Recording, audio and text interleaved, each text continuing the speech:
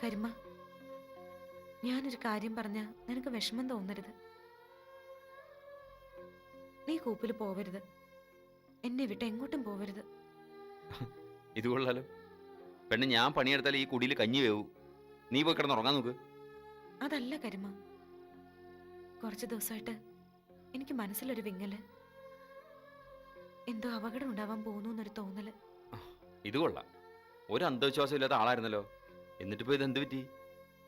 കരിമ, എനിക്ക് എന്തേലും പറ്റും എന്നോർത്തുള്ള വിഷമമല്ല, നിനക്ക് നിനക്ക് എന്തോ പറ്റും എന്നുള്ള തോന്നല. കഷ്ടം. ദേ, അങ്ങനെ ഒരു തോന്നലുണ്ടെങ്കിൽ നാളെ തന്നെ മന്ത്രപ്ലാത്തി വിളിച്ച് ഒരു ചരടും അങ്ങ് ജപിച്ച് കേട്ടാ എന്താ? അതുവരെ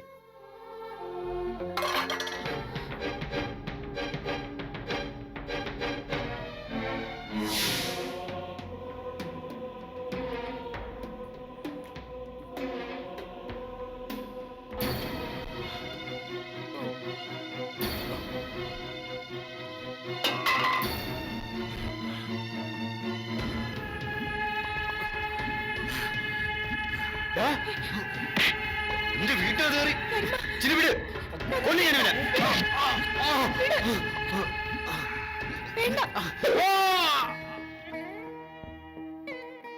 സെലീന, ഇന്നത്തോടെ സംശയങ്ങളൊക്കെ തീർന്നു. ലാബ് ടെസ്റ്റ് പോസിറ്റീവാണെന്ന് അറിഞ്ഞപ്പോൾ ഈ ലോകത്തിലെ ഏറ്റവും ഭാഗ്യവാൻ ഞാനാണെന്ന് തോന്നി.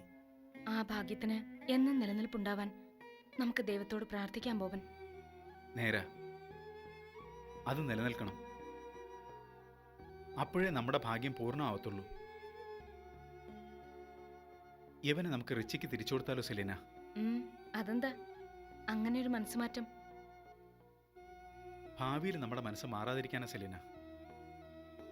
ഒന്നാമത് റിച്ചി വല്ലാതെ വയലിലായി നിൽക്കുന്ന അവസ്ഥയാ. നീയും അമ്മച്ചിയൊക്കെ പറയുന്നു ഇതെന്റെ ചോരയല്ലെന്ന്. അതിന്റെ അർത്ഥം ഒരിക്കലും മനസ്സ് തുറന്ന് രണ്ടുപേർക്കും അവനെ സ്നേഹിക്കാൻ കഴിയില്ലെന്നാ. ആര് പറഞ്ഞു? ഒരു കുഞ്ഞിനെ സ്നേഹിക്കാൻ ഒരുപാട് വിശാല മനസ്കതയൊന്നും വേണ്ട. പക്ഷേ കുഞ്ഞ് പിന്നീട് വളരത്തില്ല സെലീന. ഇപ്പോ നിന്റെ വയറ്റിൽ കിടക്കുന്ന കുഞ്ഞും വളരും. അതിനൊത്ത് നമ്മുടെ മനസ്സിൽ എന്തൊക്കെ വികാരങ്ങളാ വളർന്നു വരുന്നതെന്ന് ആരറിഞ്ഞു? ഇവന് ജീവനെപ്പോലെ സ്നേഹിക്കാൻ റിച്ചിക്ക് കഴിയും. ഒരുപക്ഷെ എന്നെക്കാളും നിന്നെക്കാളും കൂടുതൽ.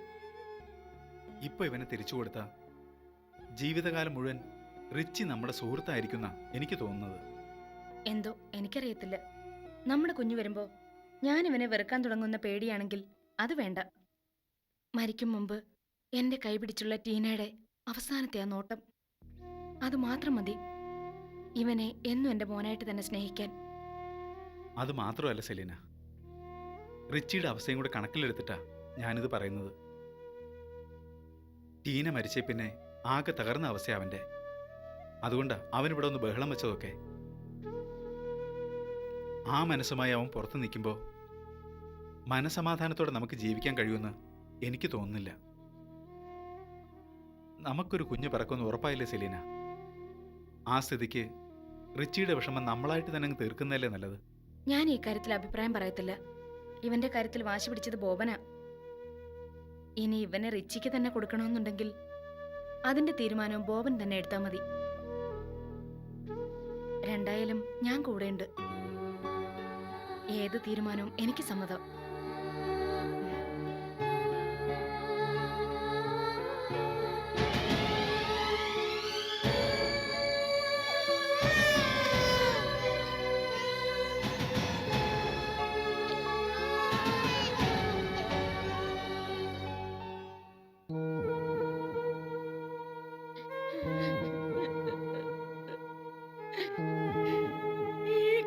എനിക്ക് കാണാൻ പറ്റണില്ല എന്റെ മല ദൈവങ്ങളെ. എന്തിനാണ് ഈ കൊച്ചുങ്ങളോട് ഈ തുട്ടത്തനം കാണിക്കണേ?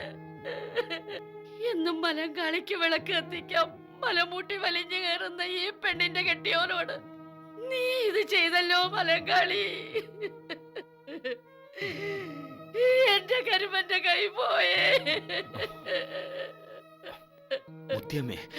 എന്താ മാനെ? ഓരോന്ന് പറഞ്ഞ് ചിന്നുനി സങ്കടപ്പെടുത്തല്ലേ. ആ ഫിലിപ്പോസ് മുതലാളിയെ പാമ്പ് കൊത്തട്ടെ, പേപ്പട്ടി കടിക്കട്ടെ. ഒത്തിരി വേദനയുണ്ടോ കരിമ? ഇല്ല ജിന്നു, എനിക്കൊന്നുമില്ല. നീ സങ്കടപ്പെടുന്നത് കണ്ടാലാ എനിക്ക് വേദന.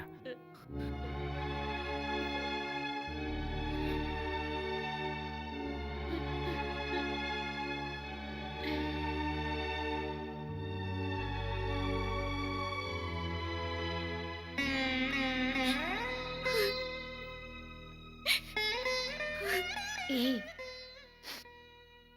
നമ്മൾ എന്തൊക്കെ ദുരന്തങ്ങൾ കണ്ടതാ ചിന്നു. കത്തിക്കരിഞ്ഞ് എന്റെ ഡാഡി കിടക്കുന്ന കണ്ടില്ലേ? നമ്മുടെ കൂടെപ്പിറപ്പ് സോനയുടെ മരണം കണ്ടില്ലേ? എന്തൊക്കെയായാലും നമ്മൾ തളരാതെ മുന്നോട്ട് പോണം. ആ പാഠമല്ലേ ഓരോ ദിവസം അപ്പം നമ്മളെ പഠിപ്പിക്കുന്നേ? അതെ, കരിമനും അത് തന്നെയാ പറയുന്നത്. നമ്മൾ ജീവിക്കും. ആരാ ഇത് ചെയ്തേ? എന്താ ഉണ്ടായേ?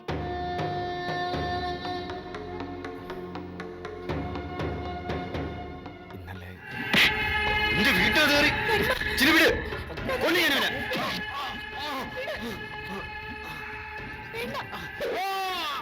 അപ്പോ ഫിലിപ്പോസ് ഒളിച്ചു താമസിക്കാൻ ഇടം കണ്ടത് സെറ്റിൽമെന്റില. അവിടെ എല്ലാ മുക്കുമൂലയും അയാൾക്ക് പരിചയമുണ്ട്. ഛേ, ഒരിക്കൽ പോലും ആ വഴിക്ക് ചിന്തിക്കാൻ എനിക്ക് തോന്നിയില്ലല്ലോ.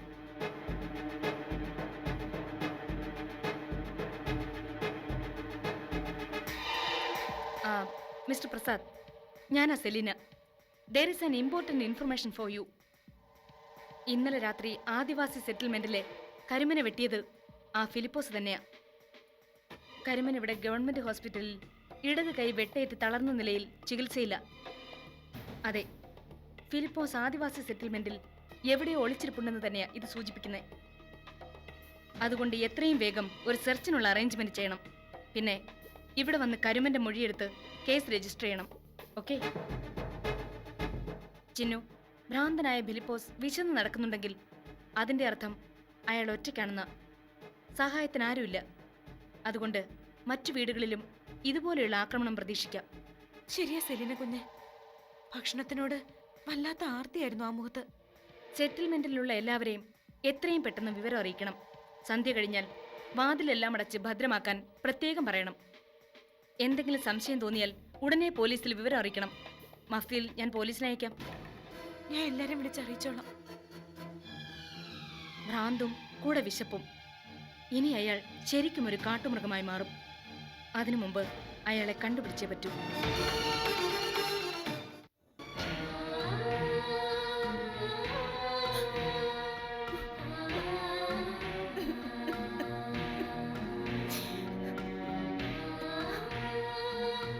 കരഞ്ഞിട്ട് എന്നാ അമ്മച്ചി കാര്യം? വിശപ്പ് സഹിക്കാതെ അപ്പച്ചൻ അങ്ങനെ ചെയ്തു പോയതായിരിക്കും. അതാടാ മോനെ അമ്മച്ചിക്ക് ഒട്ടും സഹിക്കാൻ മേലാത്തത്. ഈ പാറക്കുഴി നാട്ടിലെ രാജാവിനെ പോലെ ജീവിച്ചല്ലോ നിന്റെ അപ്പച്ചൻ. എന്നിട്ട് ഒരു പിടി വട്ടിനു വേണ്ടി ആദിവാസി കോളനിയിൽ ഒളിച്ചു കയറി എന്ന് പറയുമ്പോ എനിക്കത് ആലോചിക്കാൻ കൂടി വയ്യട മോനെ. അപ്പോ ആ കരുമന്റെ കൈ വെട്ടി തളർത്തിയതിന് അമ്മച്ചിക്ക് യാതൊരു വിഷമമില്ലല്ലേ? അങ്ങനെയല്ല മോളെ, എനിക്കെന്റെ കെട്ടിയോന്റെ മക്കളുടെയും കാര്യമല്ലയോ വലുത്. വല്ലവന്റെ കാര്യം ഓർത്ത് കരയാൻ എനിക്ക് പറ്റുമോ? ആ വല്ലവനെ കൈ വെട്ടി മാറ്റിയത് അമ്മച്ചിയുടെ കെട്ടിയോനല്ലേ? കരുമനെ ചെന്ന് കണ്ട് കാല് പിടിച്ച് മാപ്പ് പറയാനുള്ള ബാധ്യത അമ്മച്ചിക്കുണ്ട്. അതിനു പകരം കെട്ടിയോന്റെ വിശപ്പാ അമ്മച്ചിയെ കരയിപ്പിക്കുന്നേ. സെലീന പ്ലീസ്, അമ്മച്ചി ആകെ തകർന്നിരിക്കുക. ഈ തകർച്ച അമ്മച്ചി തന്നെ ഉണ്ടാക്കിയതല്ലേ? എത്ര സമർത്ഥമായിട്ടാ അമ്മച്ചി എന്നെയും ബോബനെയും പോലീസിനൊക്കെ പറ്റിച്ച് ബോബന്റെ അപ്പച്ചനെ എവിടെ താമസിപ്പിച്ചത്? ചൂലുകൊണ്ട് എന്റെ മുഖത്തടിച്ചതിന് തുല്യല്ലേ ഇത്? പാടുപെട്ട് ഞാൻ നേടിയ സൽപ്പേരും ഇല്ലാതായി. ഞാൻ സസ്പെൻഷനിലുമായി. എന്നിട്ട് ഞാൻ ക്ഷമിച്ചു. എന്നിട്ടിപ്പോ കെട്ടിയോന്റെ വിശപ്പ് മാറ്റിക്കൊടുത്താ അമ്മച്ചിയുടെ സകല പ്രശ്നവും തീരും.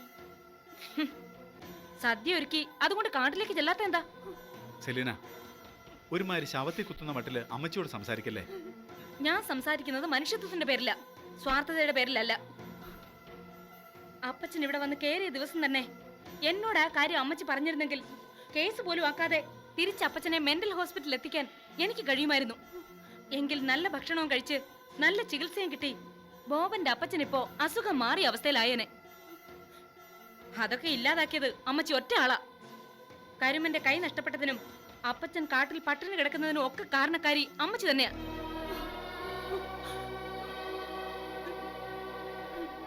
സെലീന, നീ ഈ പറയുന്ന ഒരു വശം മാത്രമാണ്. ഭ്രാന്താവസ്ഥയിലായ സ്വന്തം ഭർത്താവിനെ ശുശ്രൂഷിക്കാനും രക്ഷിക്കാനും അമ്മച്ചി ശ്രമിച്ചെങ്കിൽ അത് അമ്മച്ചിയുടെ കഴുത്തിലെ താലിപ്പൊന്നിന്റെ ശക്തിയാണ്. അതുണ്ടെങ്കിൽ അപ്പച്ചന്റെ സ്ഥാനത്ത് ഞാനായിരുന്നാലും നീ ഇതൊക്കെ ചെയ്യൂ. നെവർ. ഇങ്ങനെ ഒരു മണ്ടത്തരം ഈ ജന്മത്ത് ഞാൻ ചെയ്യത്തില്ല. ചെയ്യും. കുടുംബത്തിലെ കാര്യങ്ങൾ ചെയ്യുമ്പോൾ മരുമകളും ഭാര്യയും ഒക്കെ ആയിട്ട് വേണം ചിന്തിക്കാൻ. അല്ലാതെ പോലീസുകാരിയായിട്ടല്ല കുടുംബ പ്രശ്നങ്ങൾ കൈകാര്യം ചെയ്യേണ്ടത്. എന്ന് വെച്ചാ അപ്പച്ചനെ ഇവിടെ ഒളിപ്പിച്ചത് ഞാൻ അംഗീകരിക്കണമെന്നാണോ ബോബൻ പറയുന്നേ? എന്ന് പൂർണ്ണമായി ഞാനങ്ങ് പറയത്തില്ല. പക്ഷേ അമ്മച്ചിയുടെ മനസ്സും കൂടി നീ കാണണം. ഞാനിപ്പോ കാണുന്നത് ഇവിടെ സംഭവിച്ച കാര്യങ്ങളാ. കരിമനൊരു കൈ സ്വാധീനമില്ലാതായി. ബോബന്റെ അപ്പച്ചൻ ഭ്രാന്തനായി മാറി അലഞ്ഞു തിരിയുന്നു. ഒരു പിടി വറ്റിനു വേണ്ടി കൊല ചെയ്യാൻ തുനിയുന്നു. ഇതൊക്കെയാ ഞാൻ കാണുന്നേ.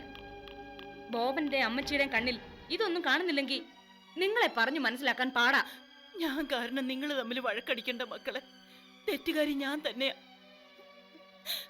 ഒരു കൊച്ചു കുഞ്ഞിനെ പോലെ പേടിച്ചെന്റെ പിന്നിലൊളിച്ച് രക്ഷിക്കത്തില്ലയോ അന്നമ്മേ നിശ്ചയം ചോദിച്ചപ്പോ പിടിച്ചു പോലീസിൽ ഏൽപ്പിക്കാൻ എനിക്ക് കഴിഞ്ഞില്ല മോളെ. ഞാൻ തെറ്റുകാരി തന്നെയാ. അതിനുള്ള ശിക്ഷ ഞാൻ തന്നെ ഏറ്റുവാങ്ങിക്കൊള്ളാം. കർത്താവിന്റെ കണ്ണിൽ ഞാൻ തെറ്റുകാരിയാണെങ്കിൽ എനിക്ക് ശിക്ഷ കിട്ടണം. അത് ഞാൻ തന്നെ അനുഭവിച്ചോളാം മോളെ.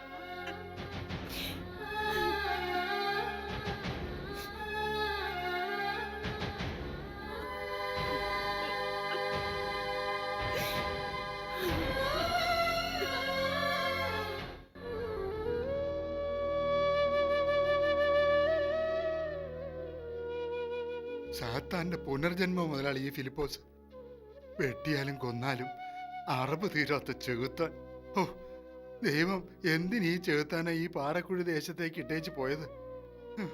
ഞാൻ ഗവൺമെന്റ് ഹോസ്പിറ്റലിൽ ചെന്ന് കരിമനെ കണ്ടിരുന്നു. മുറിവ് ഉണങ്ങാൻ 1 മാസങ്ങളെടുക്കും. ഒരു കൈ പൂർണ്ണമായി തളർന്നുപോയി. ഇനി ആ കൈക്ക് സ്വാധീനം ഉണ്ടാവില്ല. എന്റെ കുഞ്ഞ്, അവളെ ആശ്വസിപ്പിച്ചോ നീ? എന്തു പറഞ്ഞാച്ചാ ഞാൻ ആശ്വസിപ്പിക്കണ്ടേ? ഒരു കൈ പോട്ടേന്നോ? സാരില്ലെന്ന് പറഞ്ഞു. ചിന്നുന്റെ മുഖം കണ്ടപ്പോ ഒന്നും പറയാൻ തോന്നിയില്ലെങ്കിലും എന്തൊക്കെയോ ഞാനും പറഞ്ഞു. പാവത്തിന് കുറച്ച് സമാധാനായിന്ന് തോന്നുകയും ചെയ്തു. ഒരു കുഞ്ഞു പറക്കാൻ പോകണമെന്നറിഞ്ഞ സന്തോഷം മുഴുവൻ ഇങ്ങനെ ഇല്ലാണ്ടായി. ഇനിയിപ്പോ എങ്ങനെ അധ്വാനിച്ച് ജീവിക്കും അവൻ? തറവാട് അവളുടെ പേരിൽ മാറ്റി വെച്ചത് മുഴുവൻ കാട് പിടിച്ച് കിടക്കുക. ദുരഭിമാനം കൊണ്ട് അവൻ അങ്ങോട്ട് പോവുകയില്ല. ആ വലിയ വീട്ടിൽ ചെന്ന് താമസിച്ച ആഹാരത്തിനുള്ള വകയ്ക്ക് അവരെന്ത് ചെയ്യും മുതലാളി? അപ്പോഴും ഭൂമിയെ തന്നെ അധ്വാനിക്കണ്ടേ? എന്തിന്? സോനയുടെ ഷെയറിൽ നിന്നുള്ള വരുമാനത്തിന്റെ ഒരു പങ്ക് അവൾക്ക് കൊടുക്കാൻ ഞാൻ സെലീലോട് പറയും. കമ്പനിയിൽ 2 ആൾക്ക് ജോലിയും കൊടുക്കാം. അതെങ്ങനെ? കാടാണ് പെറ്റമ്മ എന്നും പറഞ്ഞ് 2 ഒരേ വാശിയിലല്ലേ? ഓരോരുത്തരുടെ മനസ്സല്ലേ അച്ഛാ. ഈ മണ്ണ് വിട്ടു പോവാൻ അച്ഛന് കഴിയില്ലല്ലോ. ആ മനസ്സല്ലേ ചിന്നുനും കിട്ടൂ. അതും നേരാ. എന്നാലും മോളെ, അവളുടെ കാര്യം ആലോചിക്കുമ്പോൾ ഇപ്പോഴും മനസ്സിൽ വല്ലാത്ത വിങ്ങല.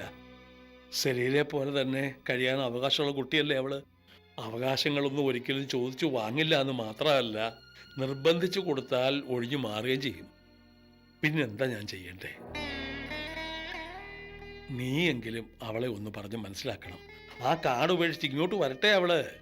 തറവാട്ടിലെ ആള് വലക്കവും വെളിച്ചവും ഉണ്ടായാല്, അനന്തൻ്റെയും അവൻ്റെ അമ്മയുടെയും കുഴിമാടത്തിൽ വിളക്ക് കത്തിക്കാൻ ഒരാളുണ്ടായാല് അത് തന്നെ ഒരാശ്വാസമാവും എനിക്ക്.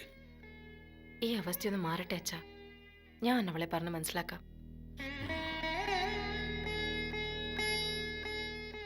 എനിക്കും ഇനി ആ തറവാട്ടിലേക്ക് തന്നെ പോണം.